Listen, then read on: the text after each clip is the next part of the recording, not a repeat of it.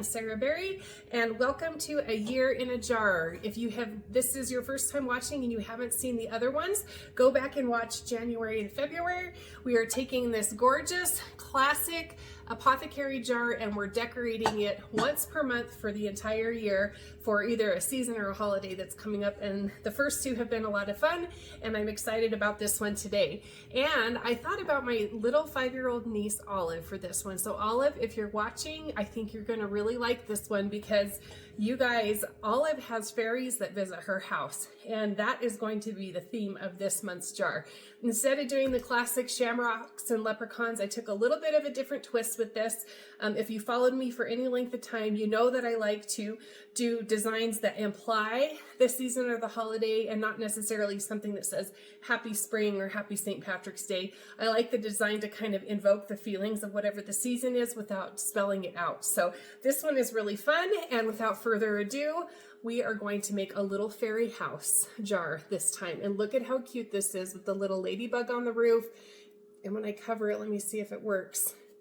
It's solar powered. It has a little solar panel. I got this just in a home and garden section of my local store, and it's just darling. The only trouble is it's a little bit short. So it's way low on the jar. When you're doing these, you want to think about filling this at about 2/3 or 3/4 of the way before it gets up into the lid where it kind of distorts what's ever going on up here. But you'll see this little guy's kind of tiny. So we want to give this house a little bit of a boost. And thanks to a great neighbor, I have this stump of wood that he had left over, and this just makes the perfect little boost for our fairy house. It has the little wood knot. It's going to feel like a woodland kind of fairy sort of landscape. So super simple. You guys are going to love this one. It's quick, it's easy, it's inexpensive, and that's what I love because it will feel like spring when all the little birds and bees and fairies and things start to come out. That's what this jar, I hope, is going to feel like when we're done. So we're going to go ahead and get started. Make sure your jar is clean inside and out. I like to use a vinegar and water or Windex kind of mix. It takes all the shine all the streak out of this, and it leaves it nice and clean and shiny. So go ahead, we're going to start just by putting the old base right in the bottom. And then if you haven't seen the other two, you're going to find out very quickly that I love to add fairy lights. And these are actually called fairy lights, and they're little micro LEDs, but this time it's actually going to be fairy lights, which is fun. This is a very long string that I've just kind of made into some very loose loops. Does not have to be perfect. And the best part about it is it has this remote control that's color changing.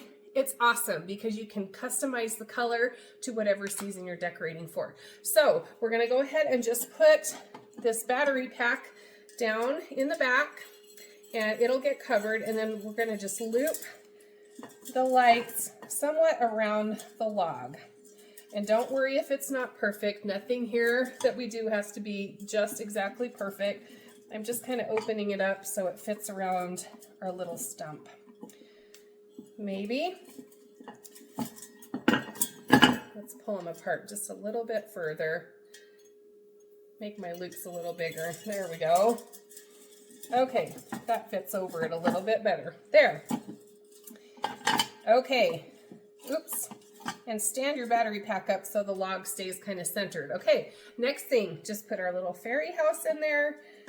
And as you're out and about and maybe you're finding things for your jar, just make sure you know what this measurement is. I had to find just the right little house, and they have some of the cutest little ones, little bird houses, little things like that. Any of that would be perfect for this. So, and then the only other thing we need, and this is already open, so I'm gonna have to flip it without spilling it, is this preserved moss. Nothing says fairy garden or fairy house without a little bit of moss kind of tucked in with the wood. So all you have to do is take just some little clumps of the moss, and we're going to just start kind of sprinkling it down over the lights. We don't want to pack it in too tight because we want to give almost the impression that maybe there's some little fireflies or cute little bugs or things hidden down inside the ground, which will give a really fun little glow when we turn it on. And you can start with just a little and then work your way in. I don't want to cover my stump entirely. I kind of want that to show. I think that's fun and gives a little bit of character. So I'm just working my way around that little house here. and I'm doing it backwards. So you guys are seeing a different view than what I have here. Okay, I think I've got it pretty well covered. If a little bit of the wire shows, it's not a big deal. You can always kind of come back and rework this, but I'm just tucking it to kind of cover that battery pack now. Spin it around. Oh, that's very cute. Very cute. Okay, and I'm looking down on it to see that the house is centered. I think that looks good. What do you guys think? Is it light time? Let's throw the lid on. And like I said in the previous projects, something about putting a lid and putting it inside glass just makes it look very fancy. So I'm gonna go turn off my kitchen light, and it's the moment of truth. We'll take our little remote, and I'm gonna try the little yellow or warm white setting. And let's see what that looks like. I'm trying to block the kitchen window here. There we go. Oh my gosh, look how cute that is. It looks like little fireflies down in the moss. I'm gonna hold this up so you can see it. Look how darling. And I don't know why it looks like it's changing color in the video. It must be something from the frequency of the phone and the lights here. I promise it's not flashing, it's just a yellow light. But if I block the window a little bit, look how fun that little glow is. It's perfect for nighttime.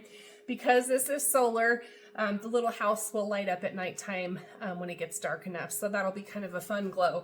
This is probably going to go on my kitchen table all the way through St. Patrick's Day. And I hope you'll come back for next month. I have a very fun darling Easter jar planned, so you're not going to want to miss that.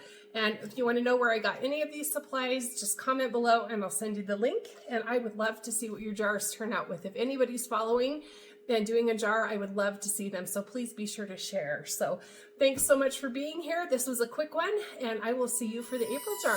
Stay creative.